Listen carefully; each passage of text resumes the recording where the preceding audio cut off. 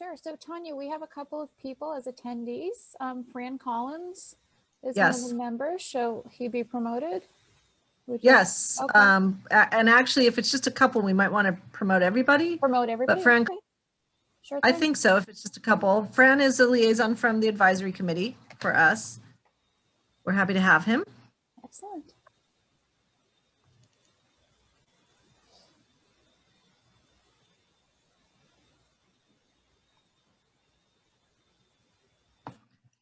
Bill is from Siemens, and so he can talk to us a little bit during the microgrid discussion, but there's no formal presentation.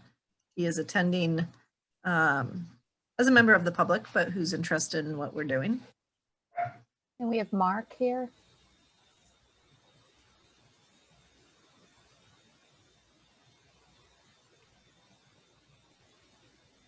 And Mark, I don't know who Mark is, unless that is, nope, that's not Lydia. Mark, can you just identify if you're from a specific company or if you're just interested in your resident?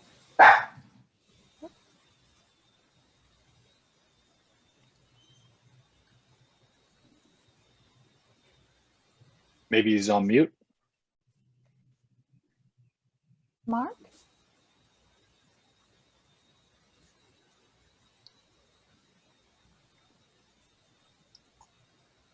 He might have stepped away, so let's do this. Until we know who he is, why don't we put him as an observer? And Okay. if he asks to be promoted, we can do that. Okay.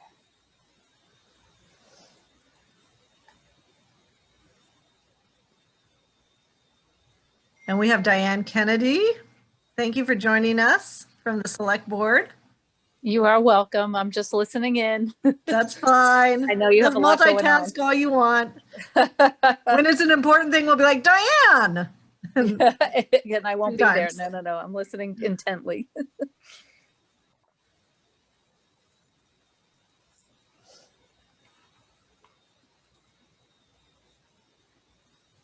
Tanya, in the waiting room, we also have Stephen Brown. Yes, we can promote him. Yep. He's participated before. He is attending because they're interested at his church in looking at purchase of solar, and we actually have some great progress and great news to discuss with Steve Brown.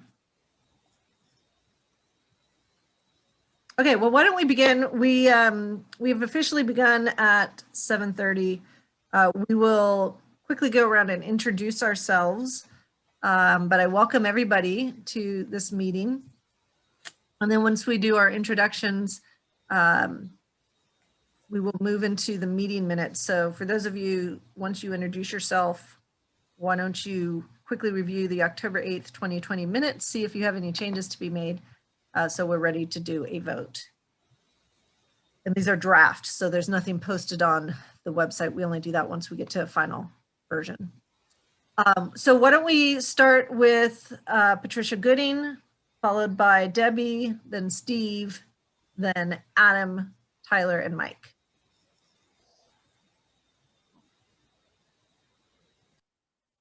Pat?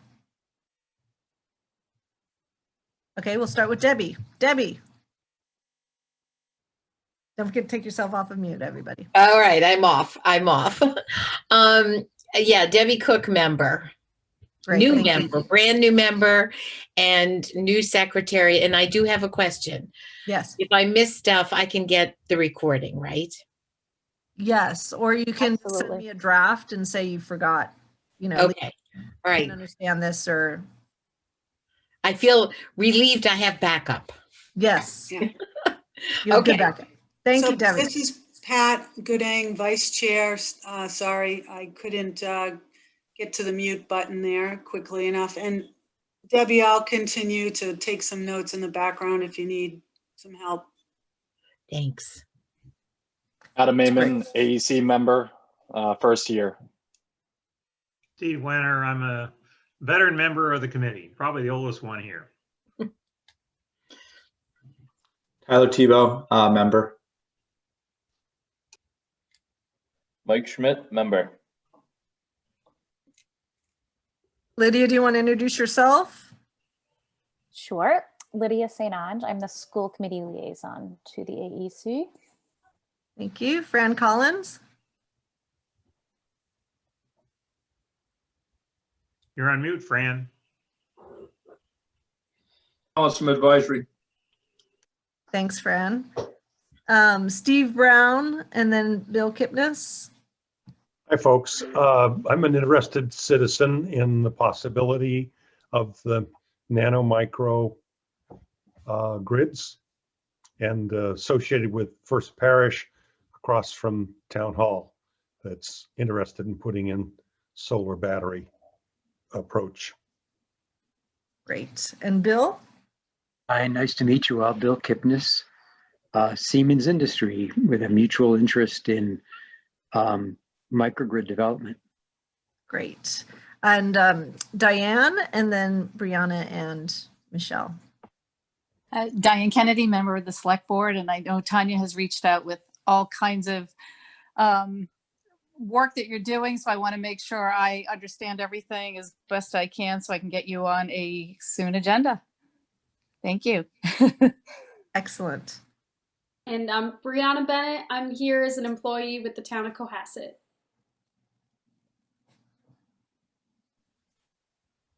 So Michelle Leary, I'm the contracts and procurement manager for the town of Cohasset. Great. Well, welcome everybody. And we know there's somebody in the audience. If you can identify yourself and you'd like to be promoted up, we're happy to have you. If you want to just hang back and watch the show, we're happy to have you do that too. All right, let's move to the meeting minutes. The board members were distributed a draft of the October 8th, 2020 meeting minutes. Hopefully time to review. Is there a motion to approve? Motion to approve. I'll second it. Okay. Very thanks, good, Pat. very good minutes, by the way. Very good minutes. Thank you, Pat, for your service as the note taker. And Debbie, thank you for your service and offering to be the secretary to take our meeting minutes. So we have a motion to approve from Pat Gooding, a second from Steve Winter. Is there any discussion? All right, we have to, because we're on virtually, we have to do a roll call vote, which means you say your full name and then I for approval. So yes, Adam. Adam Amon, aye. Tanya Bodell, aye. Pat Gooding, aye. Pat Gooding, aye. Winner, aye. Debbie Cook, aye. Mike Schmidt, aye. Tyler Tebow, aye. All right, excellent. So they've been approved unanimously. Thank you. Next up is Green Communities. And Michelle, do you have an update for us on Green Communities, what we should be thinking about, what's coming down the pipeline? I do. So we just submitted our annual report to the DOER.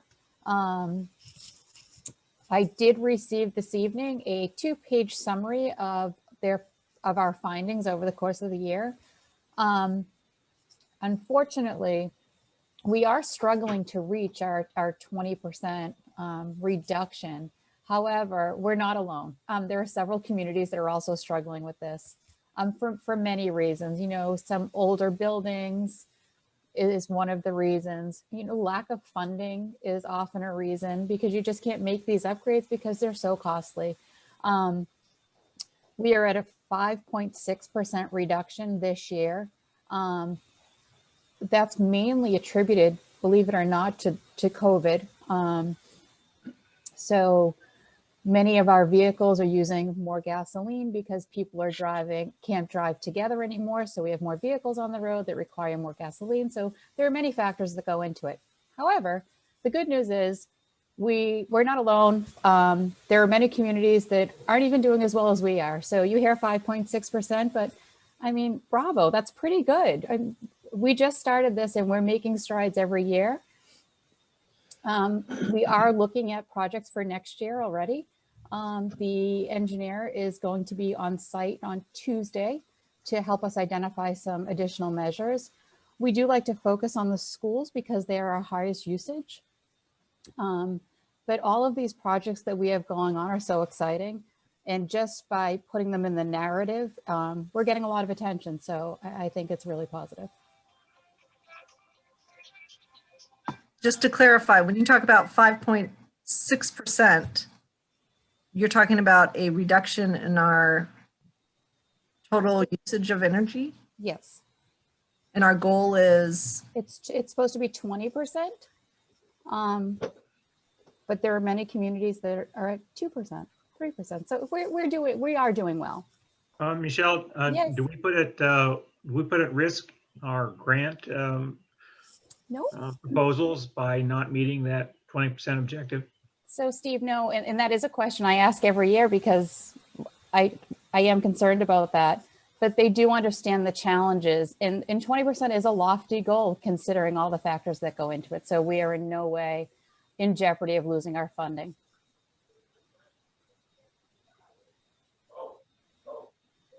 All right, excellent. Anything else on the green communities? You said you have some ideas for grant. Do we have any money left for our grants?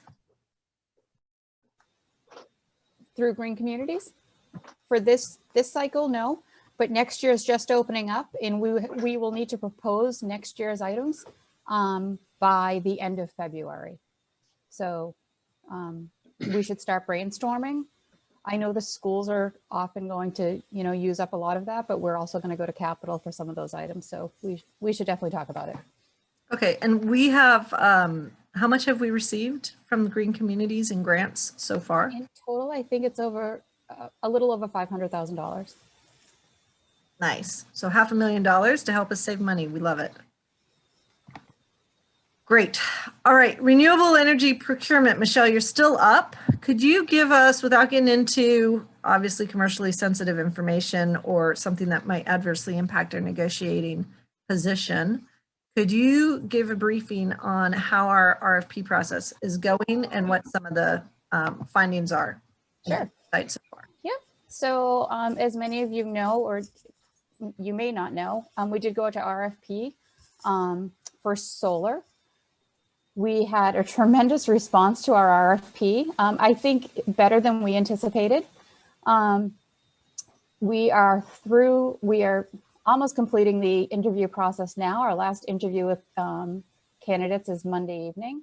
We had a very tight timeline. We asked for a lot from the developers, and they all pulled through in their own way. So we have a lot to look at. There are many different factors that go into the evaluation process, and just through this interview process, we're learning more. We will conclude the interviews next week and hope to bring our final candidate before the select board and enter into a contract in early December. So it's going well. We're learning a lot, and I think we have some tremendous developers out there that we'd like to partner with. Adam, do you want to add anything? No, I think the only thing that we've been learning is the different types of projects that can be built, not only based on location, but also within the regulations that are written in SMART 2.0 and the types of net benefits that could potentially be provided to the town. And so as we look at the different proposals, it's not as easy as comparing the best price against the other best price. There's all these other elements and factors that go into the decision making. So we're slowly figuring this all out. And even when we submit or when we ask for $1 per kilowatt hour price on the PPA, we realize that there's some nuances to those prices that we're receiving as well that are embedded in the submission. So it's a process. But in the end, the good thing about it is that there's a significant amount of megawatts that it appears that the town is going to be adding, and there even could be a potential of adding more than what we initially anticipated. So I think we're moving in the right direction. Just a question: is there any flexibility in the contracts at this stage? I mean, if we wanted to do something like involve our successful bidder in a community solar type of agreement, would that be something that we could conceivably add or not? So I'll answer that one. And Steve Brown, this is focused on you. We have received 3 different types of sites: the town-owned sites that have already been approved, some town-owned sites that have not yet received approval for lease from the town. But in some cases, we don't need to get that approval because of another part of the Massachusetts General Law Code. And we have received bids for third-party sites in Cohasset. And the total amount of energy that we've received is high enough for the town to be 100% sustainable, 100% renewable on the energy usage of the town. And if you add it all up, for up to 1/3 of the total energy use of the town of Cohasset, more generally, community-wide, to be solar. So there is more than enough that has been proposed to supply the town with 100% renewable. There is additional amounts that could either be sold to individuals within the town, residents and commercial, as part of a community solar project where they get credits, not necessarily the physical energy, but the credits for the energy. And we could also look at potentially having off-takers from other towns, other municipalities be off-takers so that we get solar built in the town that somebody else is purchasing, whether it's our residents or commercial sites or other municipalities nearby. And we would then have the building blocks of a microgrid in the event that the lights go out.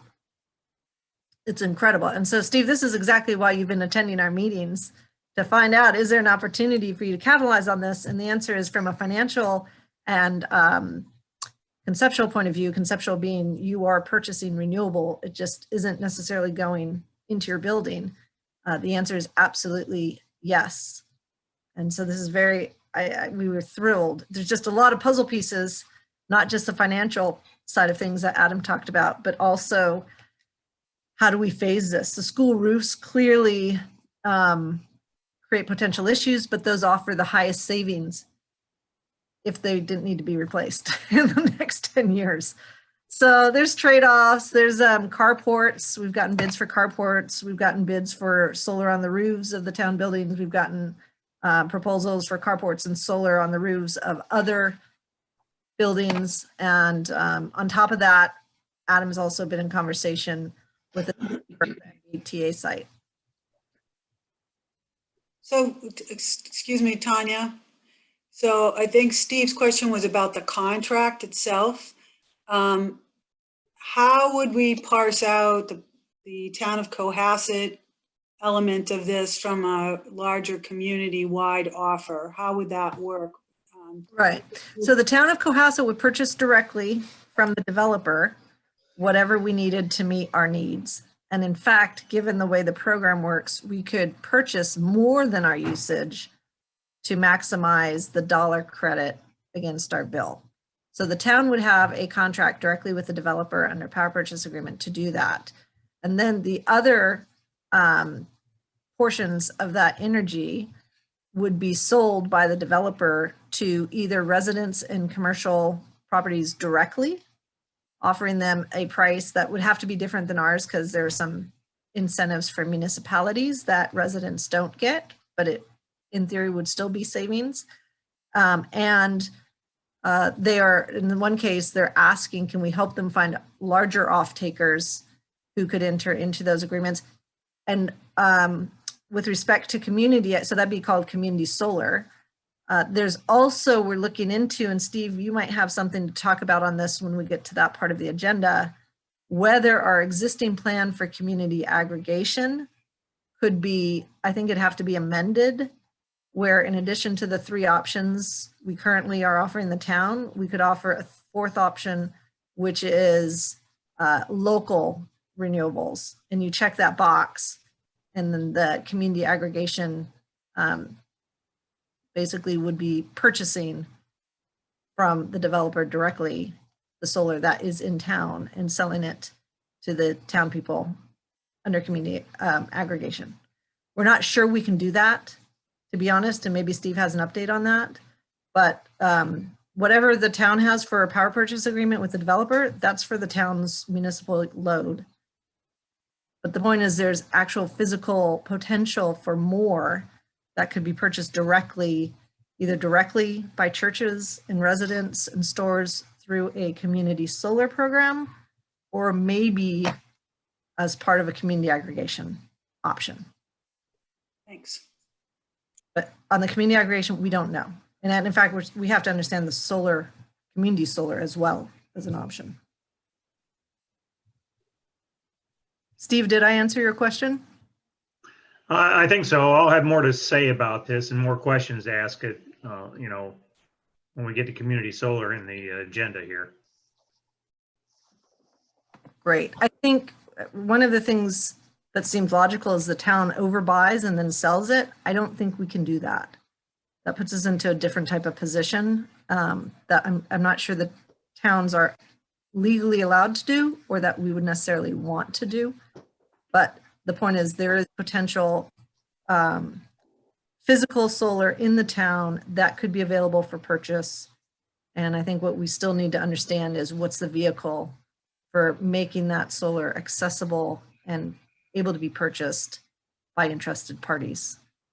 Tanya, would you like to switch that item on the agenda since we're already talking about it, or wait? Well, let's wait on that because let's wait on that because we have it on the agenda where it is. Near the bottom. So Sure. I guess, so Michelle, you've talked about the status of the evaluation. Schedule of communications with school committee and the select board. As you know, there's a lot of communication that has to happen. So we are scheduled to meet with the school committee on November 18th, next week, to help bring them up to speed on where we are and the different options, especially as it pertains to the school roofs. And I think we are potentially on the agenda for December 10th for the select board, but that was initially set up for purposes of approving a recommended contract. Diane Kennedy, for you, this is obviously complicated stuff. You have like Adam and I who are in the industry and we're still working to get our arms around the benefits. And I think the whole evaluation committee is trying to understand the alternatives, the different puzzle pieces and how we might want to proceed. So we may want to think about whether or not it'd be useful for one-on-one conversations or I know you're totally booked, but something in advance of, hey, here's our recommendation. We need to move forward with this, just to socialize the findings and the issues a little bit more.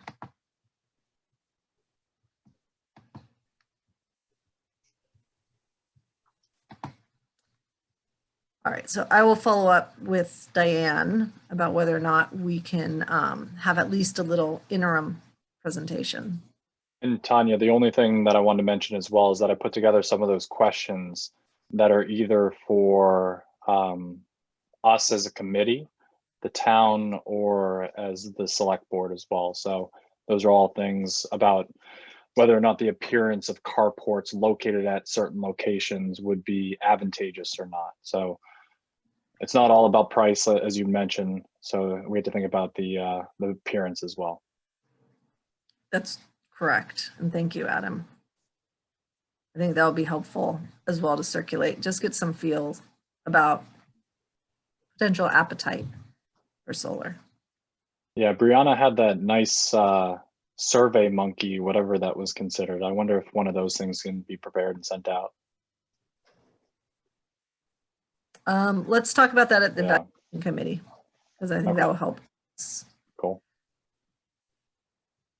Anything else on the renewable energy procurement before we move to a microgrid update and grants? All right, we'll move to the next one.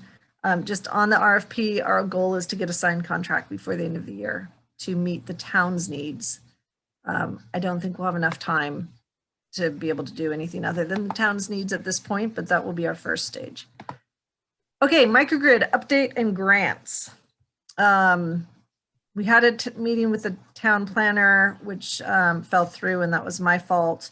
So we're still trying to meet with the town planner, Chris Senior, and Michelle is coordinating that so that we can discuss what the status is of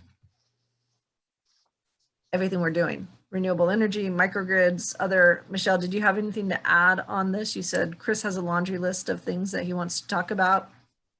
I think just in general, everything that the committee's been talking about. So just to give them an update. Okay, good. Mass CEC study grants. Michelle, do you want to give us an update on where those are?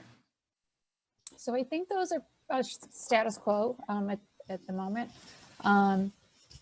We did enter into contract with them for the purposes of studying the microgrids for Elm Street as well as the DPW areas. I know Brian had a meeting today for a site tour with National Grid, I think, which is part of this. But as far as the process, I think that's really where we are today. I haven't heard any more. I'm not so sure if anyone's reached out to you, Tanya, directly, but I think that's where they are. Their National Grid is conducting a site tour now. We have answered a questionnaire, so they have at least some of the questions answered, and they've done a tour. So it's moving on. It's nice because it's not in our court right now. It's in the court of GE and Nexamp, who are the consultants doing the studies for us. And the FEMA $500 million fiscal year 2020 Building Resilient Infrastructure and Communities grant. I think talking to the town planner and Chris would be very important to see what type of proposal we might want to pursue with that. I also just found out today that there is a bunch of money, millions of dollars at the Department of Energy looking for implementing controls on a multi-building microgrid. This is where the Mass CEC study might be very helpful. I don't know the deadline. I don't know anything about it. But what I do know is most of these grant proposals have maybe 75% funded and the 25% has to be provided by the recipient with either in-kind or other funding. And in the DOE grant, what I learned today was the Mass CEC has agreed to be one of the funders for that 25% or whatever portion it is that needs to be provided outside of the DOE grant.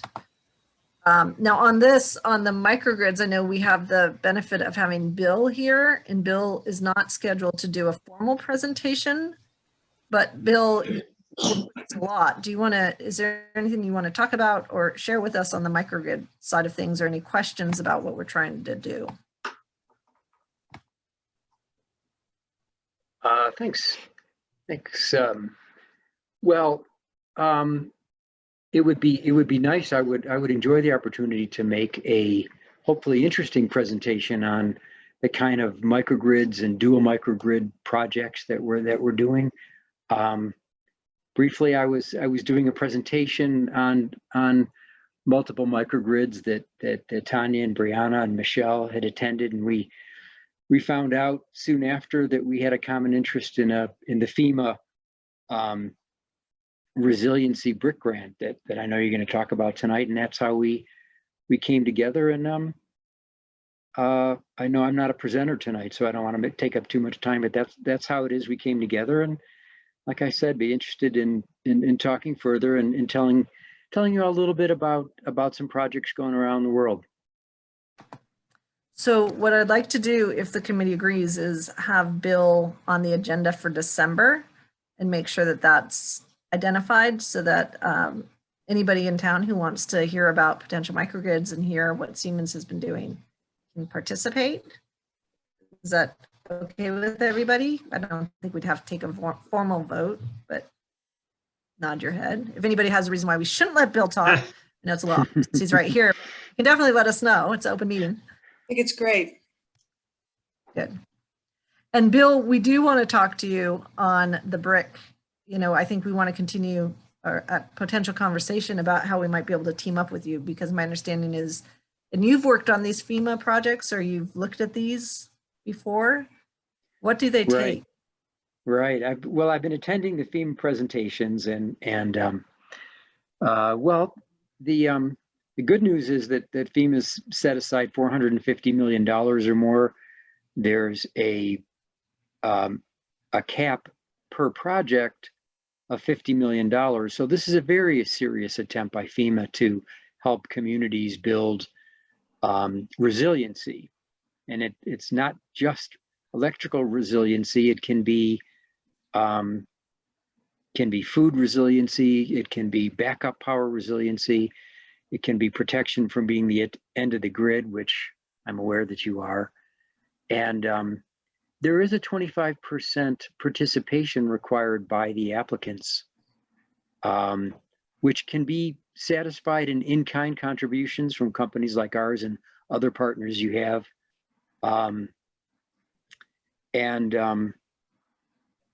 The deadline for it is January 29th. I think one of the things that's particularly interesting about it is that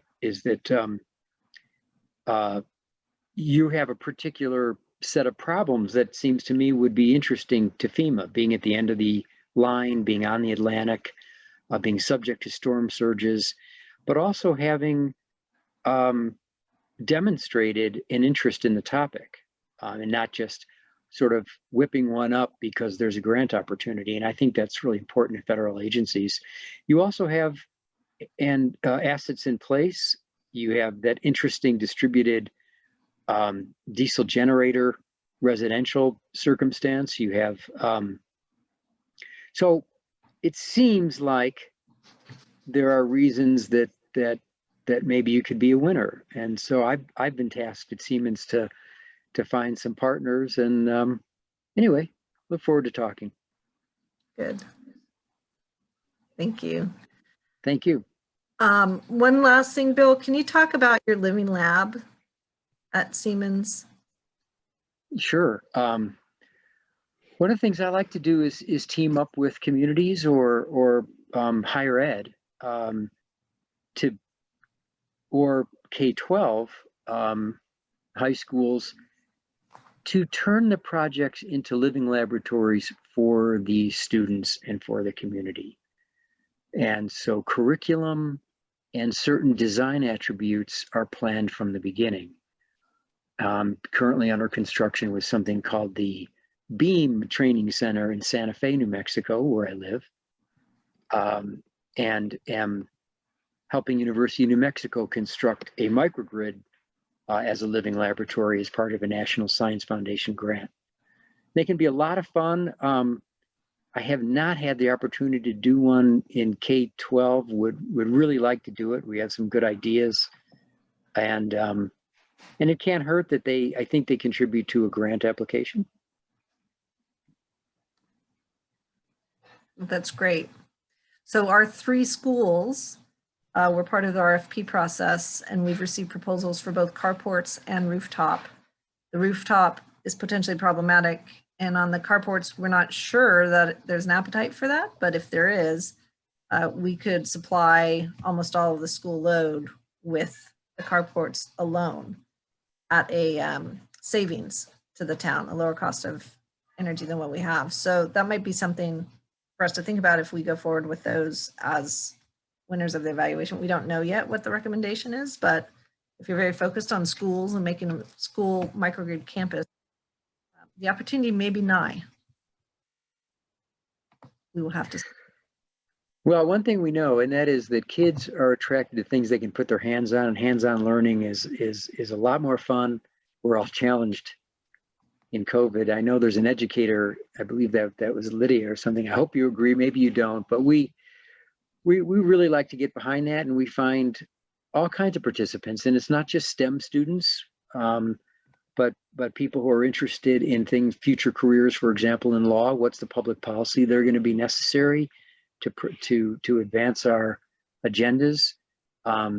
Future journalists and writers, how to get the word out, how to express it in good ways. So, I think you can do living laboratories and cast a broad net to children, and that I think should include people interested in art and how that gets expressed. So there's some ideas, and maybe I can present a little bit if y'all want in December.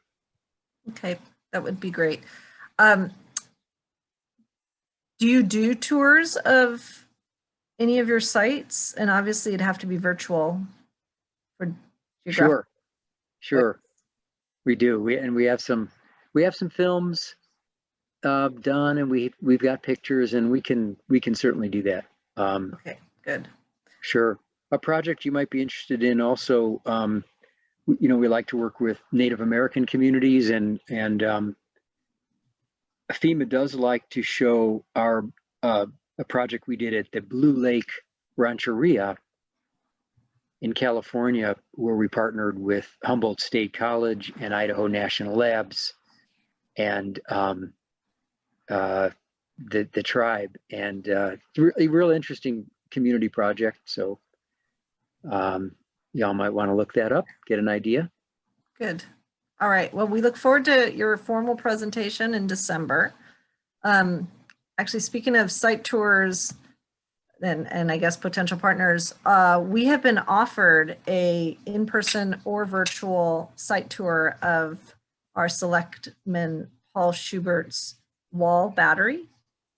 I frequently get texts from him, and the most recent one I got was during the middle of the outage yesterday, where he sent me a screenshot of the immediate response of his wall battery to the outage so that he didn't lose a single jot of electricity while some of the rest of the town was out. So is there interest in these types of, again, in that case, it could be 6 feet apart with a mask or even virtual. There's another microgrid site that we've been offered a site tour of virtually.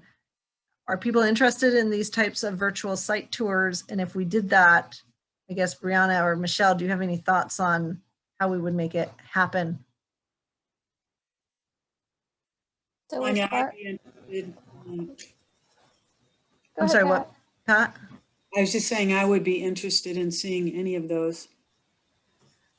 So yeah, I mean, we could do it very similar, Tanya, to how you hosted the the site tours for all of our developers. I thought that went great. You did such a fabulous job, and having Brianna on in the background was just perfect. So if you would be open to doing something like that again, I think we could pull it off. Okay, I wasn't planning on doing the site tour because I don't know if I'd know what to say, but We could turn it over to Paul. I'm sorry? Could Paul? Oh yeah, like Paul, for example. We could, I mean, yeah, I could show up with my mask and my phone and bring my teenage kids to be camera 1 and camera 2 again and showcase. What, and then as far as the other microgrid, most certainly we could get the virtual tour from them directly, and they thought that we'd be able to do that.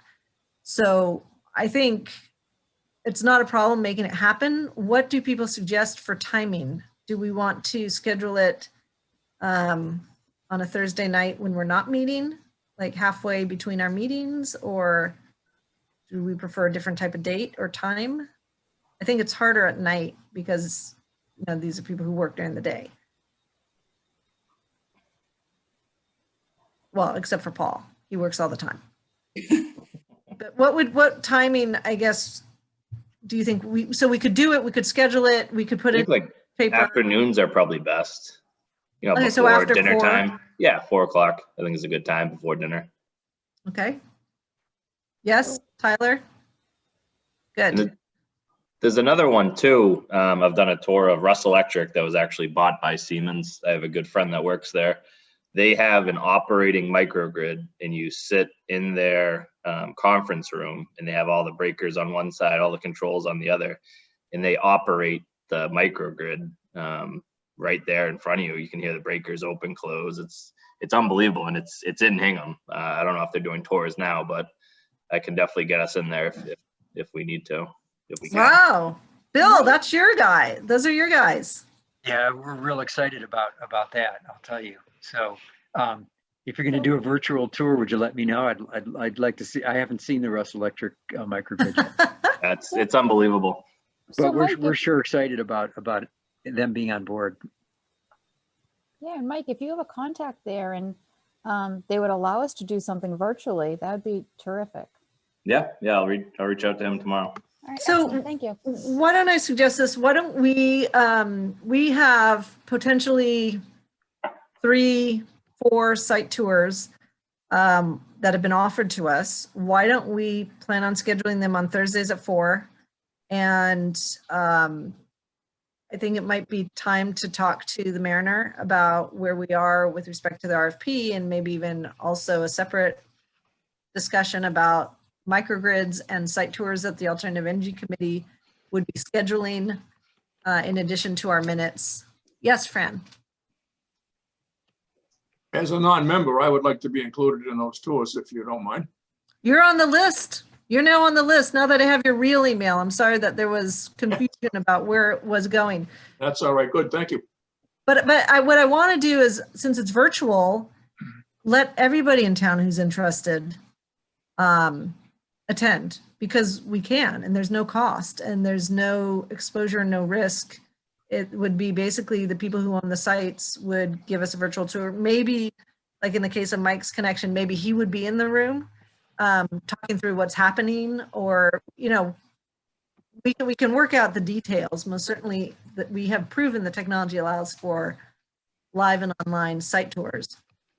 I'd really like to expose and start to socialize this with a broader swath of people in the town who might be interested.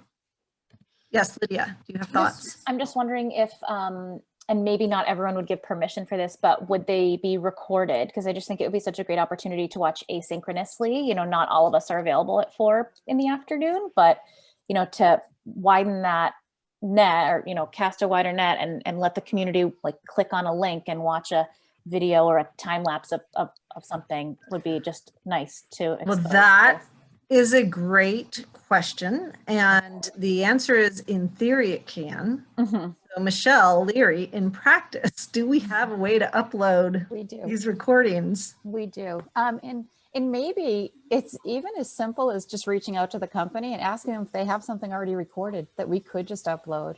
I'm sure they've done it before. Mm-hmm. So maybe we can start by socializing it with something that they provide, some marketing media, and then we can move to our tour. Okay.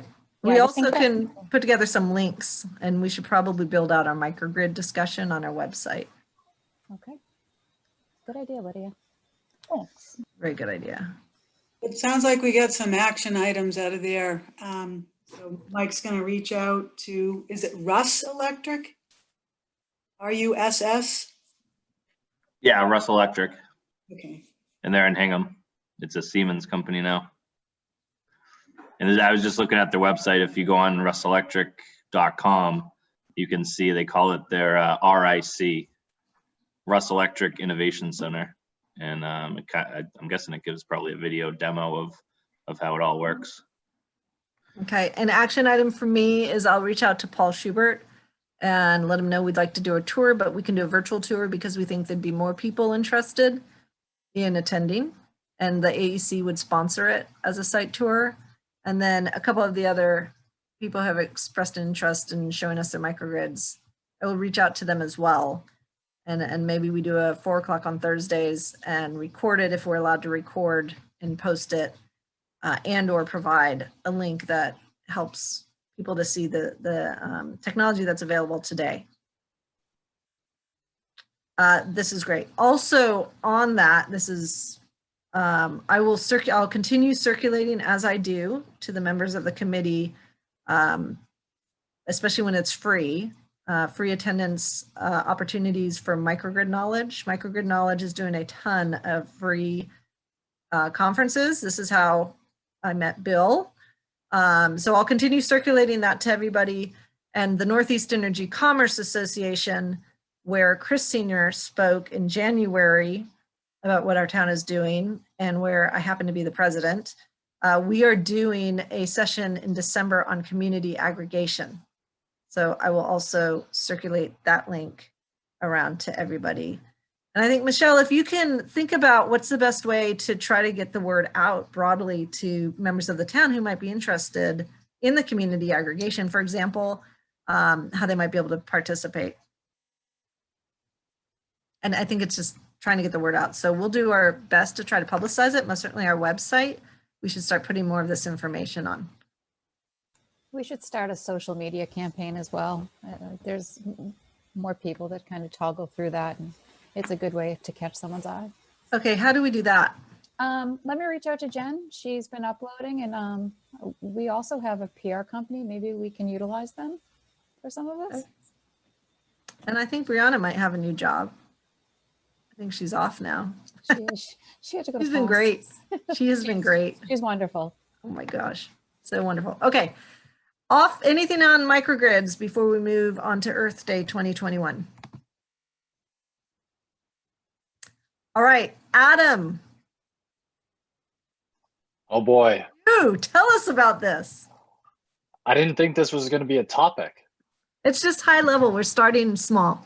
You don't have to go else.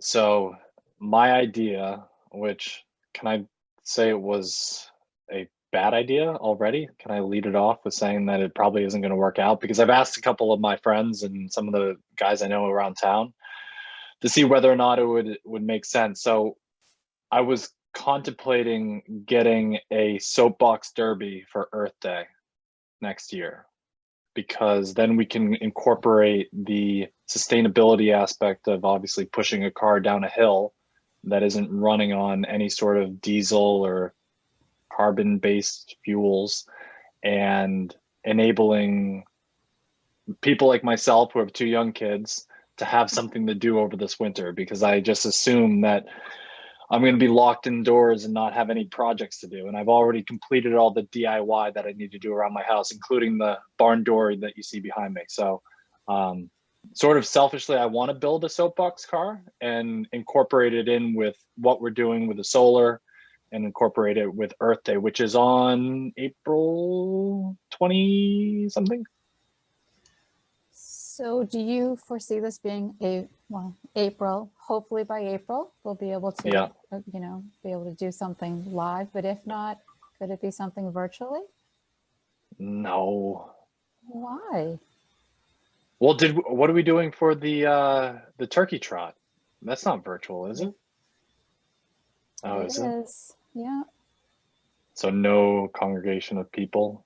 At the risk of you hearing my children yelling in the background, I'm going to chime in. Which is perfect. Sound effects for what we're talking about. Authentic Ask them what they think of a experience. soapbox derby. Well, so one thing that popped into my mind automatically is that both of my kids are Girl Scouts, and Girl Scouts can only meet outside. But I've received emails from all troop leaders that say, we really want people to go self-directed during the winter and look up badges that they can kind of do on their own. So I feel like it would be a great thing to publicize and say, like, you can pursue this on your own as a part of this Earth Day incentive and be earning a badge while you're kind of in this self-sufficient scout holding pattern.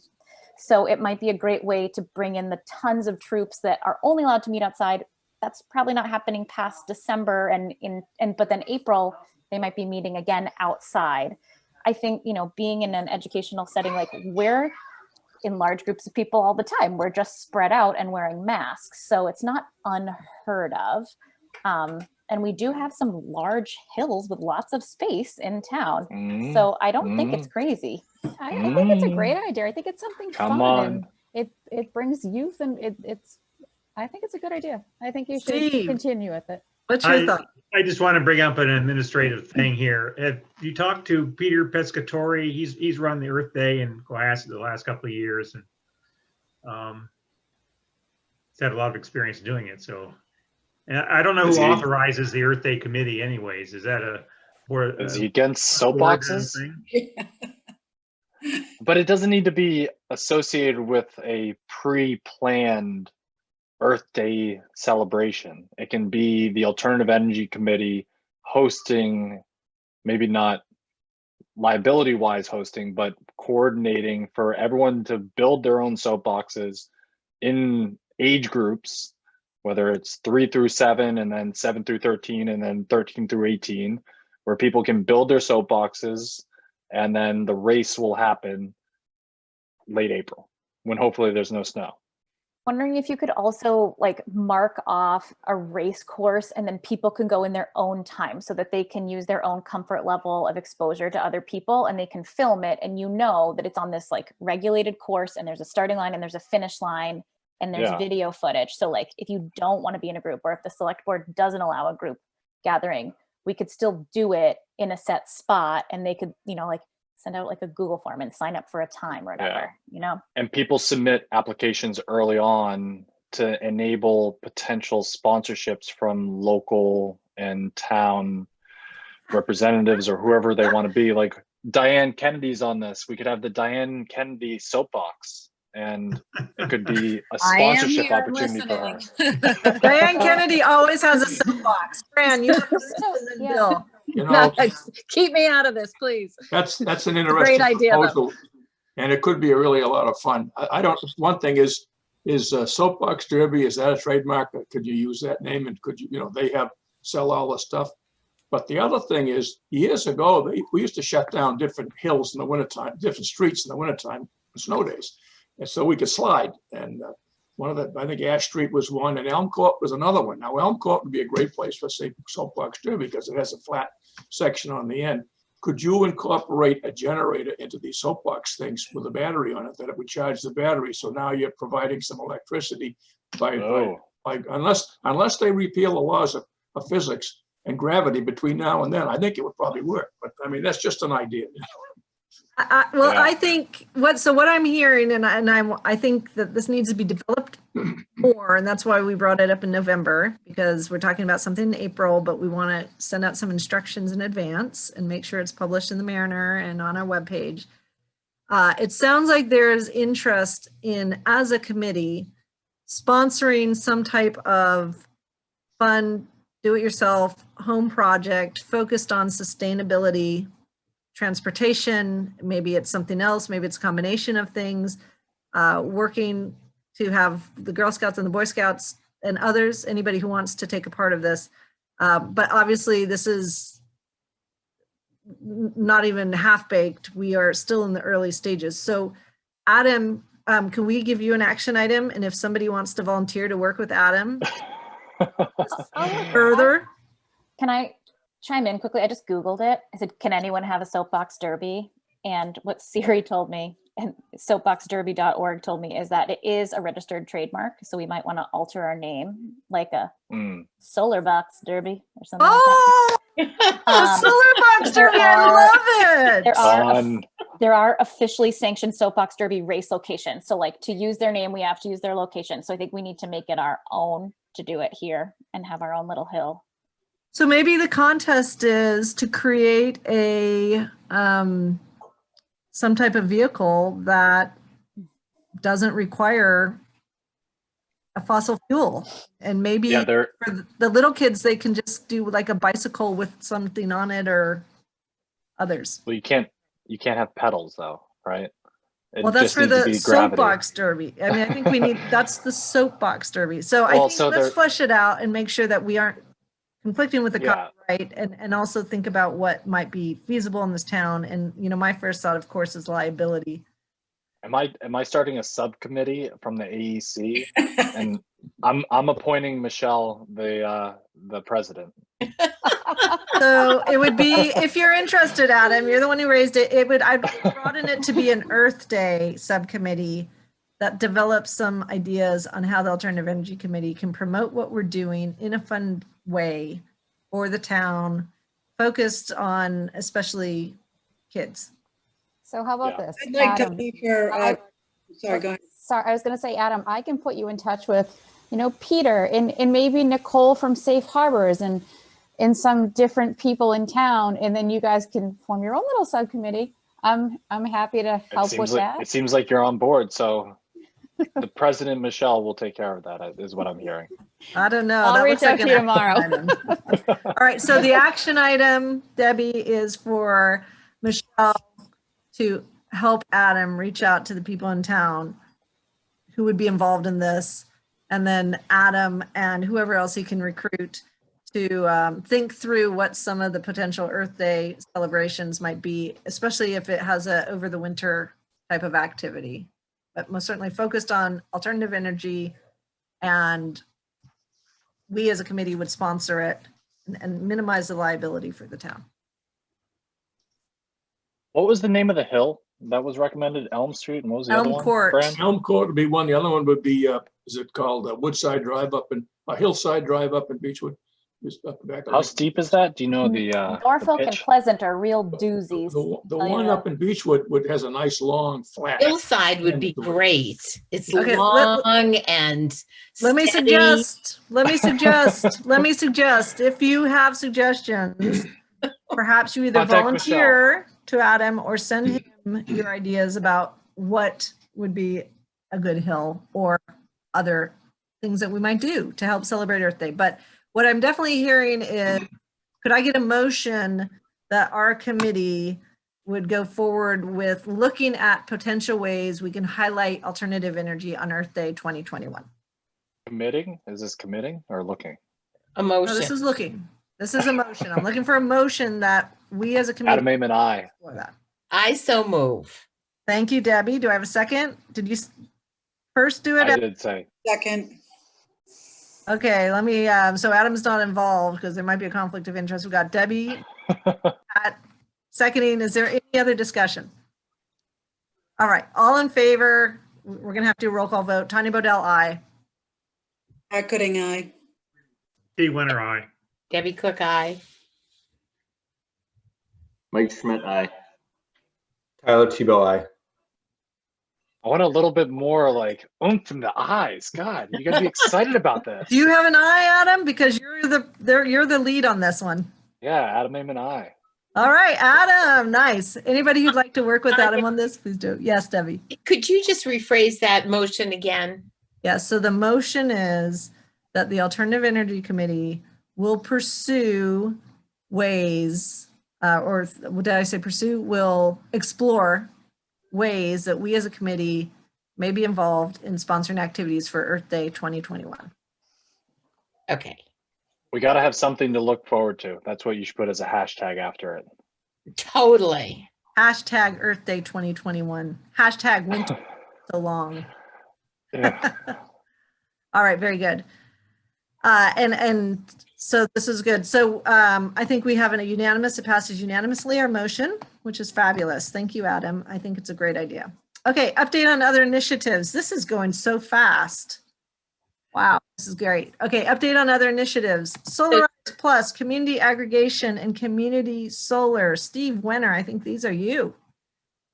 I'm going to let Debbie take the Solarize Plus thing. She's done a lot of thinking about it and has been talking to people. So go ahead, Debbie. Okay, so I actually Steve and I've been talking. I sort of drafted up like a little 2-pager, but he said maybe I shouldn't present it tonight. But the idea that I have is basically to see about a Solarize heat smart type program, very, very simple, that would involve 3 towns.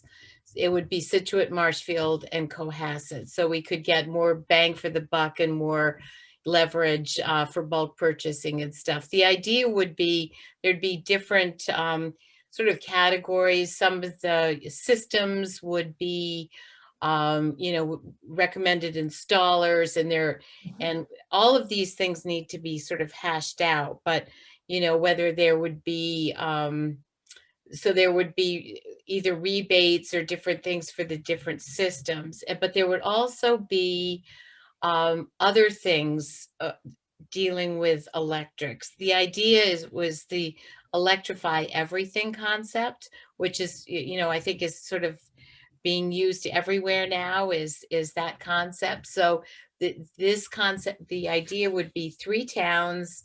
We would get together, we would negotiate discounts on purchases of things like induction stoves and even lawn lawn care products. And then electric cars, work with maybe local companies to get, like the Nissan dealer in Cohasset or whatever, to get discounts on Leafs and things like that.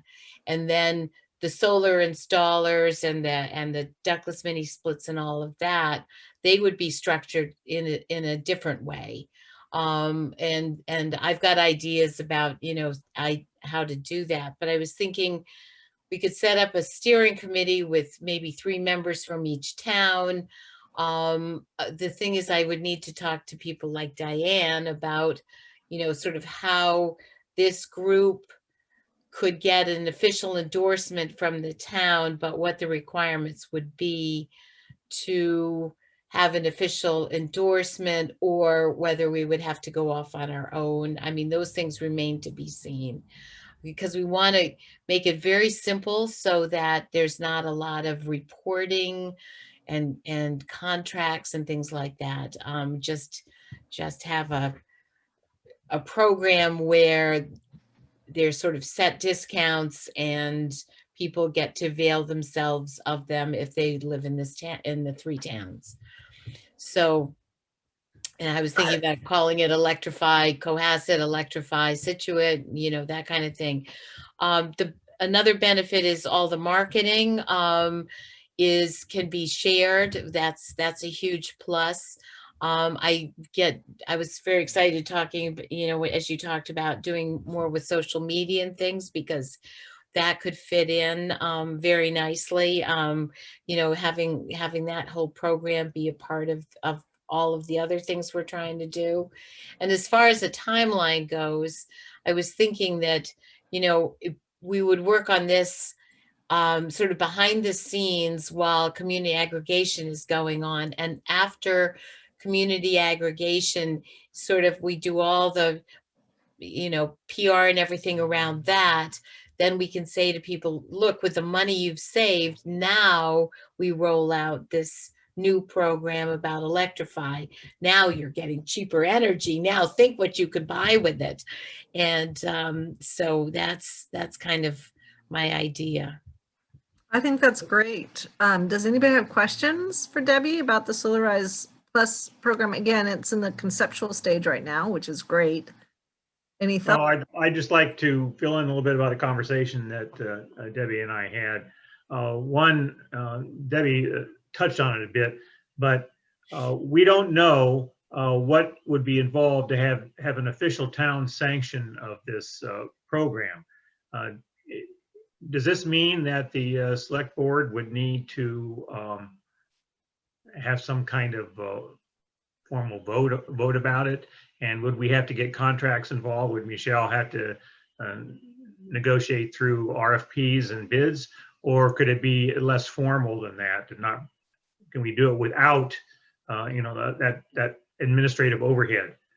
I think it's a major practical consideration that. So we will have to talk to. I don't know, Michelle, are you still on? I'm here. Yep. So we need to talk to you or Chris about this and see what's involved.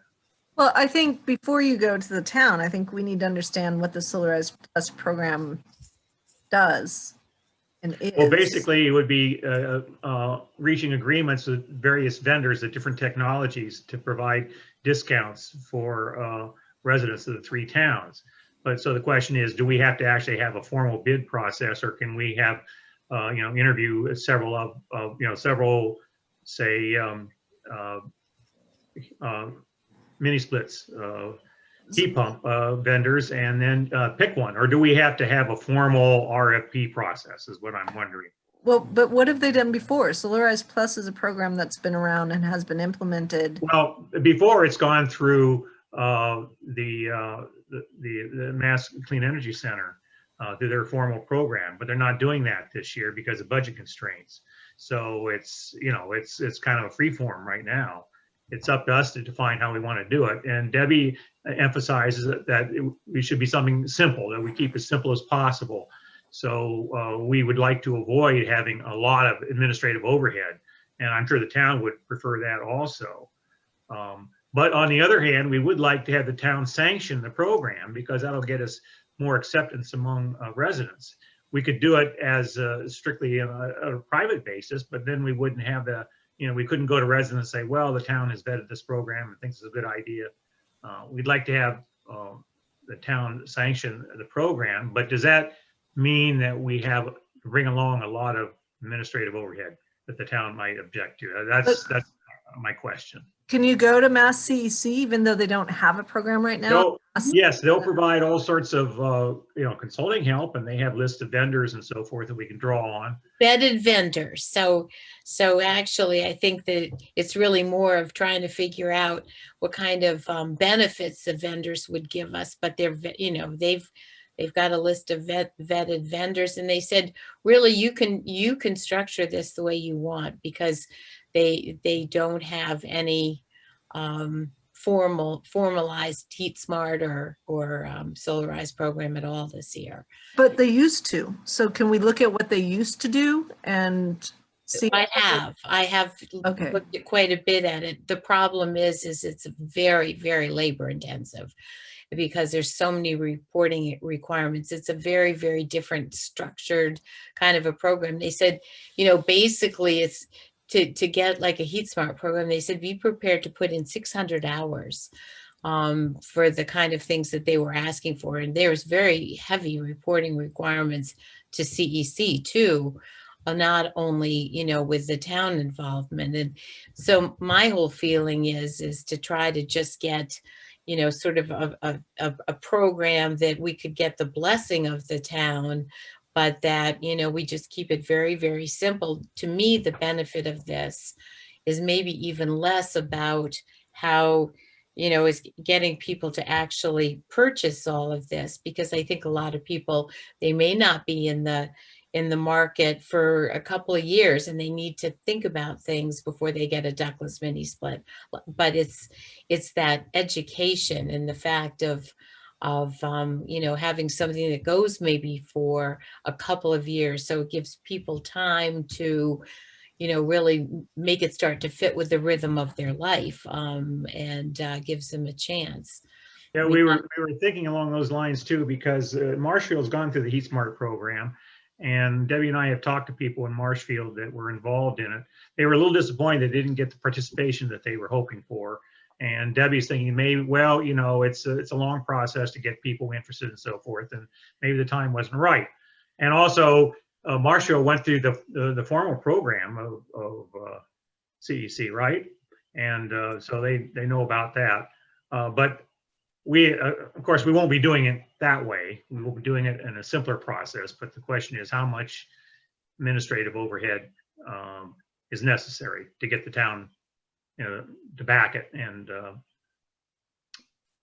I think it would be helpful just to have some case studies, quote unquote, of different towns and what they've done. Even though, as you're pointing out, we wouldn't be doing it in the pro forma of the Mass CEC, but just so we can demonstrate, here's the types of things that people have done in the past and what sort of, projects their citizens have taken advantage of. I think that would help to just have a visual of those sorts of things, or even if you can send a link to where this information is, because it seems to me that we have to put this into a package so that people can consume it a little bit.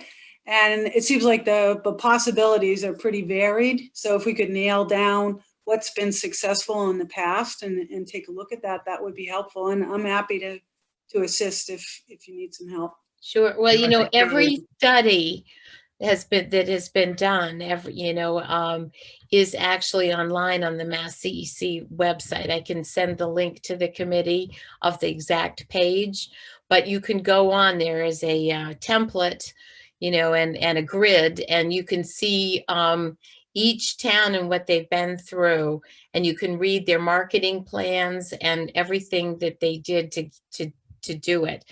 And that's what I found very off-putting, is because for the amount of systems that they actually sold, the level of effort was just so overwhelming. And they might have sold 30 or something for, hundreds of hours and all of the work and all of the money. And I'm just thinking that, I think for me, it's the education component, to put that idea out in people's head, tie it in with the community aggregation, the saving of electricity, focusing on electricity and moving along that way. But I will tell you, you can find everything about what every town has done in this, you just click on the grid and you can get their case study. I think So- Debbie's point is you get a bit discouraged if you read through their reports there and see how much effort people had to put into it for as few customers they got, residents they got to take advantage of the plan.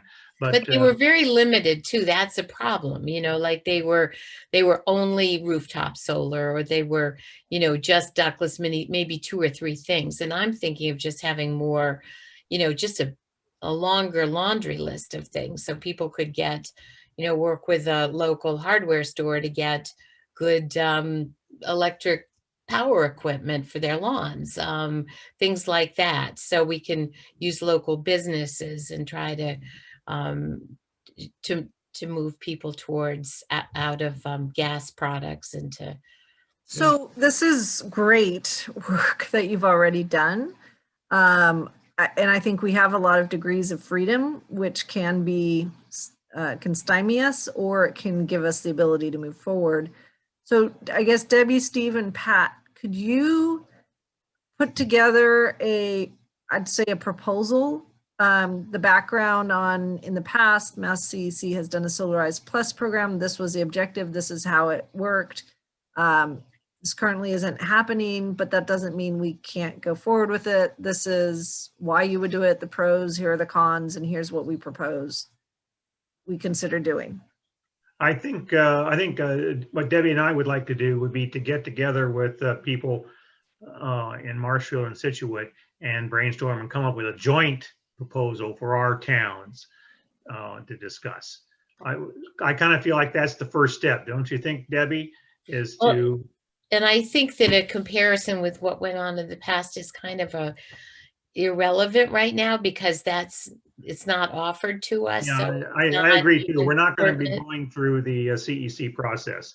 It's cumbersome. It's not there. We're not doing it anyway. So, but I think we should get together with, and as I say, Marshfield's already been through a Heat Smart program, so they had some experience in how the marketing and so forth. So I think that Debbie and I and Pat maybe should join with people in Scituate and Marshfield and have a little Zoom meeting and brainstorm and come up with a joint proposal where we can each go back to our energy committees in our respective towns and say, this is what we're thinking of doing jointly. So I would say we're still in the exploratory stage. I don't know if we're at the stage where we necessarily know if we can do a joint proposal or what that even looks like. But I guess the question is, does this committee, members of this committee, do you feel comfortable having Steve and Debbie and Pat as the Solarized Plus subcommittee to reach out to neighboring towns to explore? I don't think we can do anything in an advocacy role or brainstorming role without going to the select board first about this idea. We can't represent the town, but we can explore as members of the Alternative Energy Committee what other towns are doing and whether they might be interested in doing something together in that type of plan. Do you see the distinction I'm drawing? I do. Mhm. Yeah. And But Michelle, you're you might- not saying that we can't get together with people in our towns and talk about the possibility, what kind of program might be advantageous. No, I'm saying you can explore it. It's just we can't. We don't we have. can't go there saying that Cohasset as a town is behind this, or our energy committee is behind it yet. We're just doing preliminary exploration as to what Right. kind of program we could have. Right. That's right. And that I think we most certainly feel comfortable doing and getting more information and exploring whether the neighboring towns might be interested in teaming with us and given their experience what that might look like. And I say that might look like in a very, Mhm. that might look like, so that we have information to come to the select board and talk to them in our quarterly meeting about this being an update on the Solarized Plus program. It's no longer in place, but there's still a path forward if we as a town choose to go that direction. And here's what that path looks like. There's one bit of information, though, I'll say it again, that I would like to get a better handle on, and that is what has to be involved for the town in some sense to officially sanction this kind of program. The problem is until we have what this kind of program is, I'm not Well, sure. let's just say just say it's contracting with the suppliers of various technologies to offer discounted rates for their technology to the residents.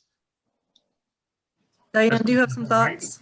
Yeah, Contract with a heat pump supplier to provide residents with heat pumps at a given price. right. I think the important distinction to make is the town of Cohasset, meaning the municipality, the business entity of the town, and then the community.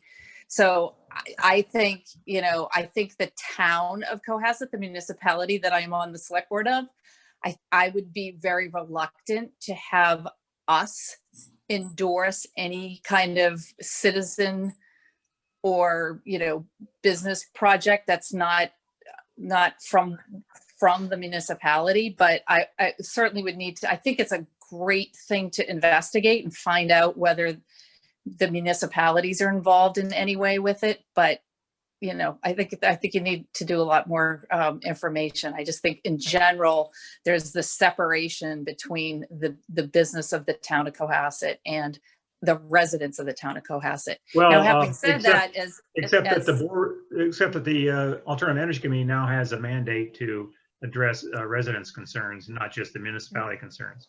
well, and I was going to just say that too, with the idea, even in the green communities, it's trying to just in general, reduce, the use of, or to find alternative energy sources. I think that's the way to do it. But again, I think we need a lot more information before,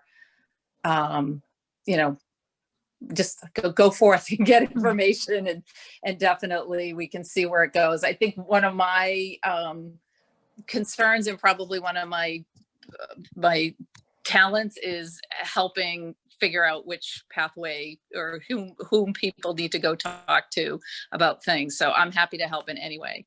Well, sure. So what's your feeling so far, Diane? Is it something that the select board could get behind to help the residents get these discount contracts? Or is that something that would not fly? Yeah, Steve, I really don't know. I really have to think through it first, and it's the first time that I've thought about it. So my feeling is that this is actually, a lot of the discounts are more, that the installer just makes an it can be a sort of it doesn't have to be a formal contract with any entity like a town that they would give such and such a discount. It would be more just something that they said that they would do, like a store giving a sale price or whatever. The idea would be, it's more that the town would endorse the concept of it. right. That basically, that they stand behind it. But I that's the thing that at least I don't want to get involved with, having these, really, it would be between the person who's getting the solar system and the installer, and some sort of pre-arranged discount that they've agreed to give, just without a whole contractual thing. Again, this is where I think understanding what towns did for the Solarize Plus program before, understanding that we're not going to do the reporting, we don't need to do that 600 hours, but what did that look like? It seems like, Diane, you can answer better than I, but if we brought this to the select board, the first thing I think we would need to say is, this has been done by 50 towns. Here's No other town has done it the way we're proposing to do it. But we can use the lessons learned from those towns. We can't, because we're not going to be doing that. We're not going to be going through the formal RFP process and all that, hopefully. So can I say something? So Yeah. Without going through the formal process of vetting the vendors, I think I'm not understanding the connection, how the town would endorse this vendor without going through the full process through the state to make sure that they are certified, viable, and all of these things. I'm having a hard time with that piece. Well, I think for PV solar, rooftop solar, and for heat pumps, we would pick our vendors from among those that have been vetted by the state. But it wouldn't be a state program. We would just be using their list of accredited vendors, and we would do our own interviews and ask them for to bid for what price they would offer. Now, my question is, does this mean that we have to go through a formal RFP process in the town, or does this mean we can do it more informal way, like the way, I tried to get a Solarize program going a few years ago, and as a community group, we simply brought in vendors and we interviewed them and reviewed their proposals and picked one. That was it. But we didn't have the town involved at all. The town, municipality of Cohasset was not involved at all. It was a private. So that's why I think we need to move on to the next topic, but I think you've done a lot of work already. And I think the concept is starting, you've done a lot of thought on different ways we might be able to go. Could you do more research and discussions exploring what the final proposal might look like? If you want to reach out to other towns to see if there's interest there, I'm comfortable with that as long as it's, obviously an exploratory way, and we can get a vote from the Alternative Energy Committee to see if you can go as representatives of the Alternative Energy Committee to explore this. You can always obviously go on your own as individuals, but I think what you're looking for is some backing or legitimacy from this committee. Yeah, and then ultimately from the town itself. Maybe not. I think if you right. paths that you can do, maybe you do and maybe you don't. But I think that depends on the design of the program that you. Yeah, is there something as a committee, can we entertain this kind of project without any further town involvement or not? No, we don't have any authority on our own. We are a tool of the select board. Yeah, that's what I was thinking. The select board. We come to the select board with recommendations, but ultimately we have to make some recommendation before the select board of the type of program that I even have to, I think we have to recognize as a committee, the reason why we have quarterly meetings is to tell the select board what we'd like to do and get their blessing. Like, we have not done anything so far since I've been president that has not had the blessing of the select board. Sure. Because it's a recipe for disaster. So do we need a vote here to make it possible for Debbie and I and Pat to approach people in Scituate and Marshfield and say, we're wondering about a joint intertown project to do this sort of thing? So we're an exploratory group from the Alternative Energy Committee. Do we need to vote? I am comfortable with that. I'm happy to make the motion and see, we can have the motion if somebody wants a second, and then have discussion and vote on this. Based on what we've discussed, I'd like to make a motion that the Solarize Plus subcommittee continue to explore the options tied to a type of Solarize Plus program, which includes outreach to state and local entities who may be able to shed some insight on how we should proceed. Diane, are you okay with that as I phrased it? Yes, I'm okay with that. Okay, again, it's exploratory.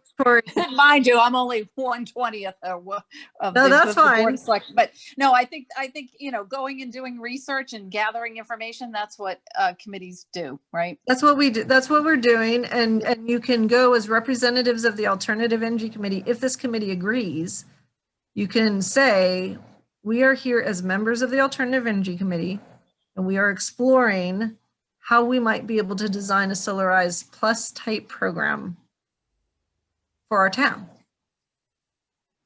And you can talk through that. But before we do anything other than that, we would have to get more ideas about what you would recommend that program would look like. And then we could present it to the select board.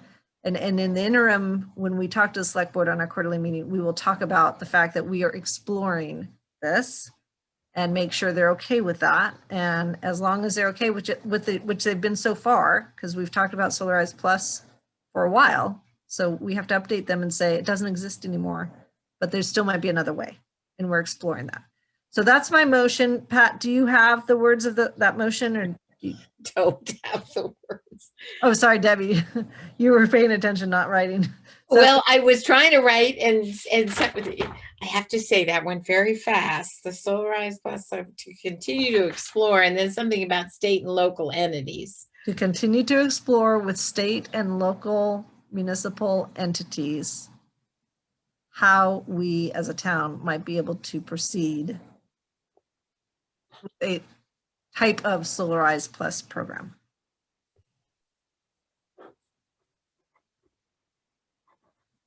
I second that. Thank you, Adam Adam. and I. Thank you, Adam. Please don't have a discussion afterward, though. I feel have like to we have just had a long discussion. enough discussion. We do? We do. On top of the because discussion we just had? That's Robert's rules. So is there any discussion? We have a motion and a second. We've had lots of discussion already. Is there any other discussion? All right, we need to do a roll call vote. Tanya Bodell, aye. Adam Amon, I. Steve Winter, aye. Debbie Cook, aye. Tyler Tebow, aye. Mike Schmidt, aye. And Pat Gooding already said aye. All right, it passes unanimously. So go forth, Debbie and Steve and Pat, and explore and come back to us and tell us what's out there and what we might be able to do. And then we'll take it to the select board. All right, thank you. Okay, Steve, I want to try to finish. It's now 9 o'clock. I really want to try to finish quickly. So do you have an update, Steve, on community aggregation, an update? I called John Rorick, and there's no news. Of course, you know, they had the public hearing and went fine. No problem there, but there's no news. I asked him if he thought some lobbying would be a good idea. He didn't think so. He said their lawyer was working on it. So, so that's community. Okay. Could you arrange a call for us to talk to him about whether or not we might be able to amend our plan, if how we would go about amending our plan, or how we might be able to have local solar get the benefit of Okay, I did talk to him about that. That's another topic, community Okay. solar. So John said it's complicated. He's asked somebody at Good Energy to investigate it, but he says that the programs don't match very well for several reasons. One is community solar requires that before a company puts up a commercial solar array as part of a community solar, they have to have already sold 80% of the capacity of that array. Another problem is that with community aggregation, most of that power is going to be wind, because wind is the cheapest. If you throw in solar in the mix, it's going to be more expensive. Now, John says that they do have a smaller mix of solar in the power that they generally provide, but you know, community solar is more expensive. Now, the reason somebody might want to go for community solar is that maybe they would like to have solar panels, but they don't have the right location for their house or orientation or anything, or maybe they don't like the aesthetics of, so they don't want solar panels in the house, but they want to buy local solar, and they're willing to pay a premium for it. So that would be kind of a limited sort of customer for a community solar type program. But it's complicated. Also, the contract periods are different. Aggregation is certainly a 3-year period, but community solar is a much longer contract period. So all these things make it difficult to interweave the two things. So it didn't sound like it was going to be viable, but John was still, he promised that he would investigate and get back to me. Of course, it's the second time he's promised that and hasn't told me anything yet besides that. But so I don't think that it's too feasible to integrate community solar with solar. It's not about integrating, it's about separate programs. So on the community aggregation, our local solar developers could bid to provide to John to supply under the community aggregation, but what John's saying is it's not going to be competitive. Well, more than not being competitive, the contractual arrangements would be difficult because of the different periods and because of all the other, it's a. Because the new developer needs a long-term PPA, a long contract right. than 3 years. So Okay. it would be difficult. Now, it doesn't mean we can't do a community solar program. We can certainly do a community solar program without having any connection with the aggregation. There are companies that specialize in community solar, in particular. What's the company we dealt with for our microgrid? Siemens. Nexamp. Uh-huh. They do community solar, and there's another one called Clearway Community Solar. It actually has a program for municipal partners, they call it, which is exactly our situation here. So there are companies that specialize in community solar and could help us structure a program separately from aggregation. It would be something that somebody could participate in. They could participate in the aggregation and later decide to get community solar and buy premium locally generated power solar. So that's something we could look into if the committee feels like it's worth pursuing. Okay, well, let's do this as an action item. Steve, can you reach out to the second name that you provided? Yes, Clearway. Yes, Pureway. Yeah, I've got to call into them now, and I'm perfect. And then Michelle, can we, as part of the Mass CEC, reach out to Nexamp and ask them if they could do a call with us to discuss their community solar programs and how we might be able to move forward with that, either in the context of microgrid or separately? And we have to update them anyway, I think, on where the RFP is so that they, as they're going through their study, they're aware of what some of the offerings are. Okay, awesome. Okay, electric vehicle charging station sites. Is there any update on that, Michelle? So it looks like what we have installed is what we're going to have for a while because the national grid incentives have been depleted. But I can tell you, which is great news. So we have the 3 electric vehicles in town. And if you look at the trend with ChargePoint, we always just had 3 unique users. That was consistent across the board, which obviously were the town vehicles. In the month of November, we saw raised to 10 unique users. So people are using them. And October, we had only 3 sessions, which means each vehicle was plugged in once. And now in November, we're showing 21 sessions. So people are using them. They are catching on, which is great news. So I think we need to start getting the word out there where they are. I've had a few phone calls and people have said, I didn't know where they were free. I didn't know that we could use them. I thought they were only for the town cars. So we need to promote them a little bit better. Okay, let's do that. And so how many do we have? Did we get in under the wire for the additional ones from National Grid? Or we have 14 or 16 total ports. Woo! Yeah, there's quite a few of them. Wonderful. That is wonderful. So let's do an article on that. Okay. We'll do an article. So what I have done before is just sort of drafted an article or an op-ed, and if they like the topic, they take it and turn it into an article. So maybe we should draft that out with the facts and let them know and get that out in the Mariner so people know what it is, maybe with a nice map, and maybe start some social media where people who have their electric vehicles are there charging at the town site and saying, hey, price is right, come and use it, and we'll see how that goes. Yeah, I've got a question related to that. Yep. Is there a way for you to ask that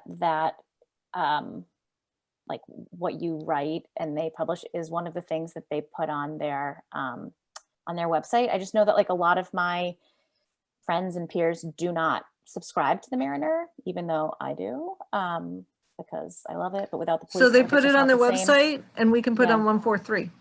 Okay, yeah, I just think that that's a great way to get out there. I was promoting at the playground the other day to a few friends who just got Teslas, and they're like, "Oh, I had no idea." I was like, "Oh yeah, you can use them." But Oh yeah, they just didn't- 14. They just didn't know.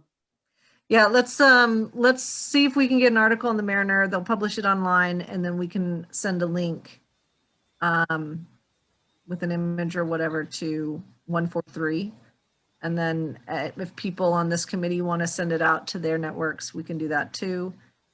I think that would be good. I think we need to be thinking as a committee how we do a better job marketing what's happening. Okay, speaking of electric vehicles, are we making progress? Just yes or no, Michelle? Are we making progress with Brianna on trying to get a inventory of our electric vehicles in town? To be honest, I don't believe she's picked up that project since the RFPs have gone out. Okay, that's fine. But it's halfway done or partway done, and Yeah. he's got the data. Yep. Okay, so that's good. So we'll get that eventually. Town hall update, anything on town hall? So we did have a town hall, building committee meeting yesterday, day before. And we are now at the phase where we've approved a plan that is feasible to move forward and actually get some costing. We've reviewed the goals again with the architect, and he hit every point. He hit, geothermal and solar and all these energy efficient measures. And so now he is going to bring his mechanical engineer in. They're going to start pricing out all these various things. I believe Brian Host reached out to, I think it was Gordon Dean, because he has a geothermal pump, to find out more information about it, as well as the incentives that come along with a geothermal pump. So we are moving in that direction. So things are looking good.